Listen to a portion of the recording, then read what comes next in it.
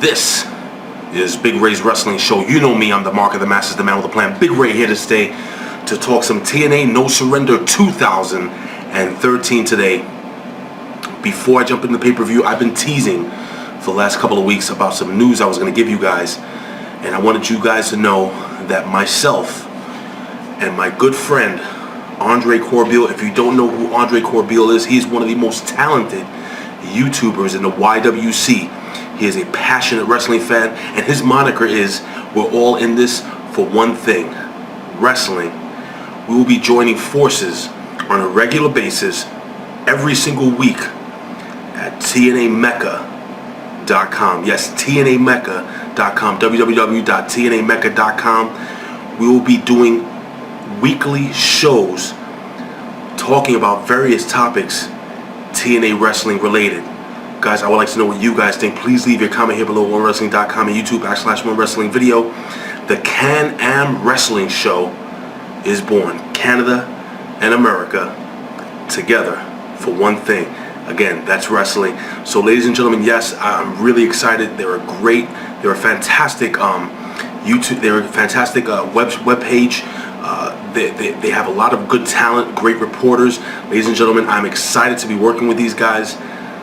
Check us out, www.TNAMecca.com. But of course, you can find me here also every single week with your TNA Impact recap and reports every single week. I'm not going anywhere. And also your WWE pay-per-view recaps. I'll be here at OneWrestling.com and YouTube /OneWrestling video every single week. So we jump right into TNA No Surrender 2013 from St. Louis, Missouri. And the show starts off with a fantastic video montage breaking down the BFG Series, showing you the competitors in the BFG Series. And again, it was a really, really good, excellent video montage, well produced. We had Bully Ray, and he comes down to the ring with Mr. Tessmacher, and he states that he is basically pissed off. Bully Ray saying that he will forgive Mr. Ken Anderson, he as he just calls him Ken, he will forgive Ken for all that he did, because he's not really blaming Ken. He blames Hulk Hogan for all the crap that's been going on between the Aces and Eights. And of course, you guys know the Aces and Eights, basically everything is not really as cohesive, or is it? We find out later in the evening. But Hulk Hogan's music hits, and Hulk Hogan comes out wah wah crying, making fun, mocking Bully Ray. And Hulk Hogan basically states that he shouldn't be concerned with other things. He should be concerned with defending the title against his brother. So basically, Hulk Hogan really rubbing the salt in the wound of Bully Ray. And then Bully Ray basically cuts Hulk Hogan off and calls out Mr. Anderson. Hulk Hogan extends his hand to Mr. Anderson. Mr. Anderson does not extend the hand back to Hulk Hogan. You think maybe they may be on the same page. Mr. Anderson comes to the ring, and Mr. Anderson nails Bully Ray. So Mr. Anderson is all in, not to make a pun on playing cards, aces and eights, so on and so forth. You know what I mean. But Hulk Hogan surprisingly calls this a last man standing match. We jump into the AJ Styles Austin Aries match. I was looking at Twitter during this match, and I would say 90% of the tweets thought this was an excellent match. We go, and it was a well-executed match. AJ Styles always gives 100%, but the winner of this match would have to move on to another match at the end of the evening. So, but I gotta be honest with you, I thought it was fantastic. Towards the end of the match, we have Austin Aries at the top of the rope going for the 450 splash. He misses, but lands on his feet, and then he tries, and you have AJ Styles against the corner turnbuckle. Austin Aries tries a flying body press. He actually ends up landing on the turnbuckle with his head kind of hanging off the side of the rope. AJ Styles hitting the Pele kick, and then AJ Styles hits one of the nastiest Styles clashes, or Styles clash, whatever. He hits his finisher off the second rope, perfectly executed by AJ Styles. 1, 2, 3. AJ Styles defeats Austin Aries in a fantastic match. We go backstage. We have Sting, and Sting actually cuts a really nice promo, or a prep talk, for Mr. Magnus stated that he is the future. That the reason why he's in the reason why he's in the main event Mafia is because they see him as a future world champion. Well, Magnus actually cuts Sting off and he says, you know what, I'm tired of being the future. The future is now. And if you guys follow my shows, you know that I have been a huge Magnus fan. And I actually see Magnus as a main event world heavyweight champion one day. I would like to know what you guys think. They also made, they commented on the fact that Tito and Rampage weren't at the show. We find out later why not. Then we have Bobby Roode versus Magnus. And again, another well-executed match. Roode did everything dirty he had to do. He tried to win this match. Towards the end of the match, Roode tries to do the fisherman suplex. Magnus with the double leg roll-up pin a la Ricky Steamboat versus Macho Man Randy Savage. Magnus goes over Bobby Roode, which was an excellent match. And towards the end of that match, at the end of the match, Bobby Roode lost it. Bobby Roode spent all his time and all his effort trying to put together this group ego to get to that World Heavyweight Championship, only to fall short in the semifinals.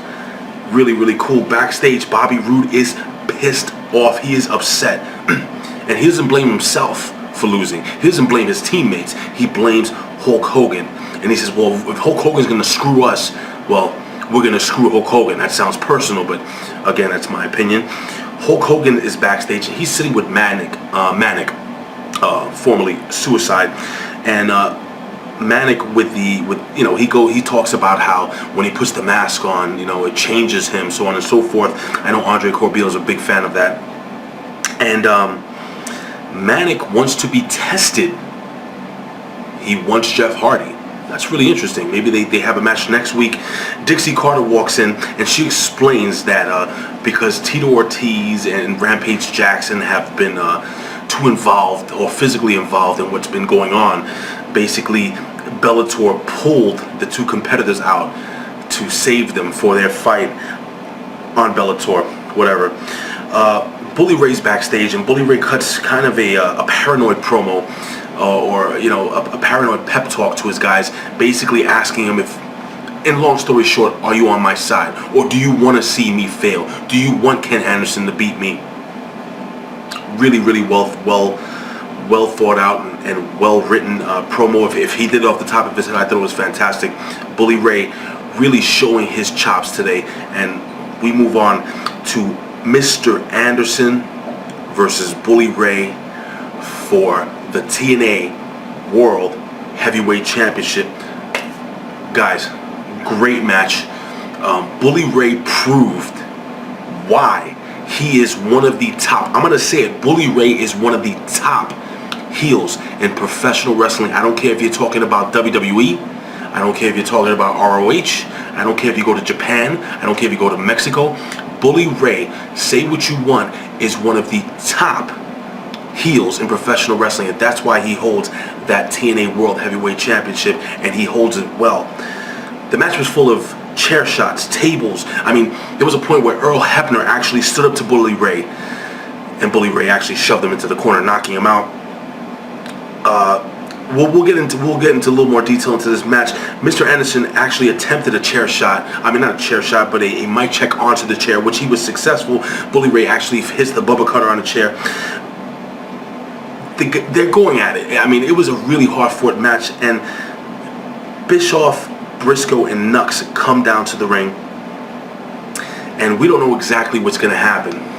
Well, basically, they help up Mr. Anderson, and Miss Tessmacher, who is as sexy as she wants to be, crawls into the ring, hits Mr. Anderson from behind, which was basically a setup for a low blow, and then the three guys basically pick up Mr. Anderson and hit him with a triple powerbomb. But Mr. Anderson gets up at 9, showing heart. Bully Ray then attacks Mr. Anderson with a balled up chain in his fist. Mr. Anderson looks to be down, but he gets up again at 9. So Mr. Anderson, busted wide open, bleeding, gets up at 9. Finally, there was a table set up in the corner at an angle, and Bully Ray drove almost 300 pounds of himself into Mr. Anderson, breaking like Jim Ross. And by the way, congratulations to Jim Ross for his retirement. One of my favorite announcers, and I think this guy, I'm gonna miss him very much. I know that's WWE, but I had to just throw that out there. But he almost broke him in half, basically, and Mr. Anderson could not get up. After the match, you see the paramedics putting the neck brace on Mr. Anderson, and you can see some concern from some of the guys in the Aces and Eights, but not Bully Ray. After being put on the stretcher at the top of the ramp, Bully Ray proceeds to knock Mr. Anderson or throw Mr. Anderson off of the stretcher, attacking Mr. Anderson, and Bully Ray hits Mr. Anderson with a pile driver on the steel ramp. You don't see that much in the other organization, but yes, Bully Ray takes out Mr. Anderson, and then he asked that question he's been asking for weeks, for months now. Do you know who I am? I'm the guy who took you out. I'm Bully Ray, the TNA World Heavyweight Champion. We have Gunner and Cowboy James Storm. Mr. Sorry about your damn luck in the ring, and they're basically cutting a promo on how they want to fight. Well, Chavo and Hernandez come to the ring, and again, Chavo and Hernandez, I see them more as a heel tag team, and Chavo actually cuts what I thought was a relatively good heel promo, mocking the other tag team and basically stating how Chavo is, no matter what team he's on, if he's on the team, he's the best. That tag team is the best. They may be the second. Gunner, that being Gunner and James Storm, be the second best tag team. But anyway, next week. And by the way, Gunner actually takes the mic, and he actually cuts a relatively decent promo, stating how if you get in our face again, I'm gonna crack you over the head with this World Heavyweight Championship. But anyway, next week we're gonna have Gunner, and we're gonna have Cowboy James Storm versus Chavo Hernandez. And if Chavo Hernandez can pull this out, they will get a shot at the tag team titles. Now I'm gonna give you my opinion. I would like to know what you guys think. Leave a comment here below. I think Chavo Hernandez will make a great heel tag team champion.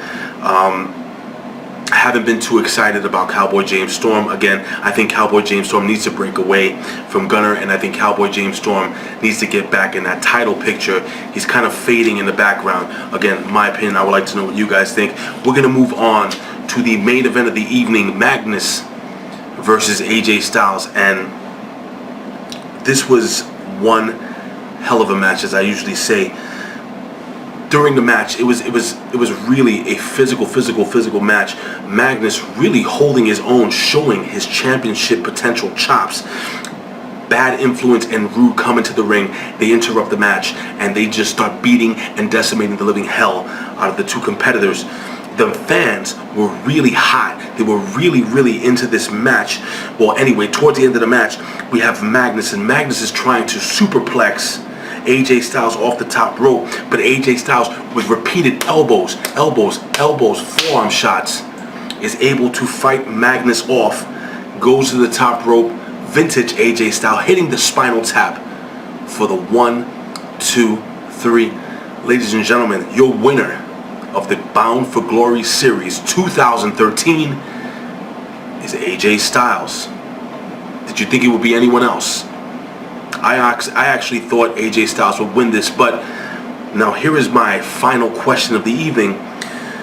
Did you see a future World Heavyweight Champion in Magnus? Again, my thought, I think Magnus is fantastic behind the mic. I think he's gotten better every single day in the ring, and I think he's got the look. What do you guys think? Ladies and gentlemen, AJ Styles after the match cuts a promo calling out Dixie Carter. He's got something to say to Dixie. AJ Styles being there from the very beginning and feeling maybe slighted by Dixie Carter.